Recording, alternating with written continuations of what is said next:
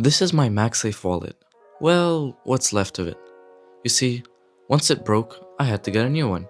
But I didn't want to buy another one. That's because I didn't really like it to begin with. I have a 3D printer, so I asked myself, could I 3D print it? So I did a little browsing on MakerWorld for MagSafe wallets, but I couldn't really find anything that piqued my interest. So ultimately, I decided I was going to build one myself. For this project, I'm going to need to set a few requirements.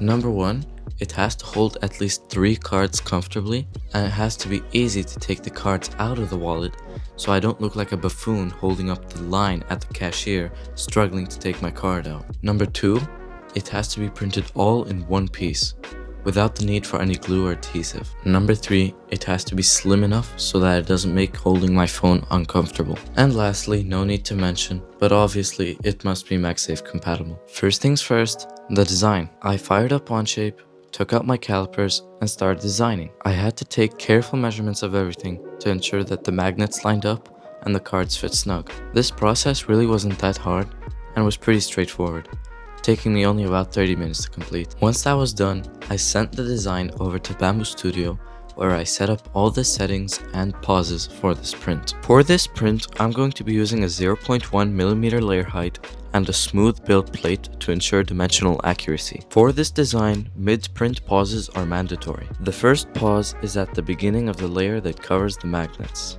The second pause is at the beginning of the layer that covers the large gap over the cards. Once I was done adding all the pauses, I went ahead and sent the print over to my Bamboo Lab X1C.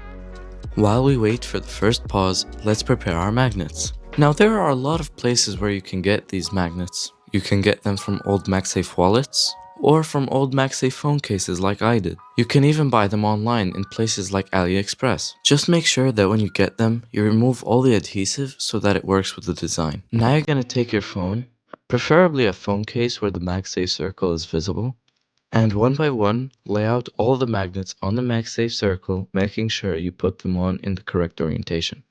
To know if they are in the correct orientation, notice that they are in the middle of the line, not offset.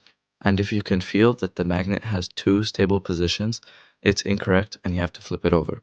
Once that's done, you're going to mark all the tops with a Sharpie. In the end, it should look a little something like this.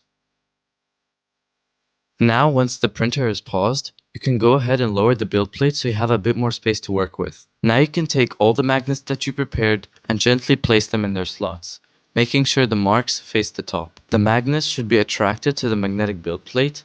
If they aren't, then you may need to use some kind of glue or adhesive to keep them in place. Now you can resume the print and wait for the second pause.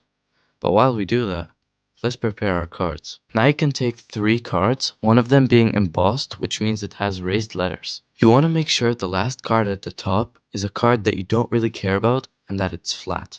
This is important because it's going to be exposed to melted plastic and it's going to be the support of an overhang. But don't worry, this isn't going to totally ruin your card. It's only going to make tiny lines that you can barely feel or see. The order of the cards is specific. A flat card at the bottom, the embossed card in the middle, and the card that you don't really care about at the top. And we're going to try to find a combination that is 3.3mm tall. Once the printer is paused, you can insert the cards into the slot, making sure that the card you don't care about is facing the top.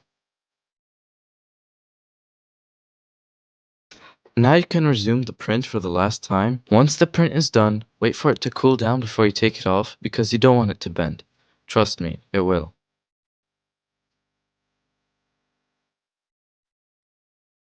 Now we'll need to do a little bit of post-processing. You can cut off bits and pieces that are sticking out and carefully loosen the clips on both sides so they can bend freely. Try not to bend them too much or they will break. You may need a flat screwdriver to pry off the card from the top layer. Now you can take the cards out of the wallet by sliding them out from the slot on the back. Also, you can use a lighter to smoothen out any imperfections, but this requires a little bit of skill, so be careful. And that's it! There you have it! A 3D printed MagSafe wallet. It's got a hole on the back so you can push the cards out, and it's got clips at the top to keep the cards in place. It's slim, it's compact, and it doesn't feel bulky or uncomfortable to hold. It's easy to take the cards out, and they never fall out by themselves. It can store all kinds of cards in there without breaking a sweat. I hope you found this tutorial useful, and I hope you enjoy your brand new MagSafe wallet. Please make sure to like and subscribe.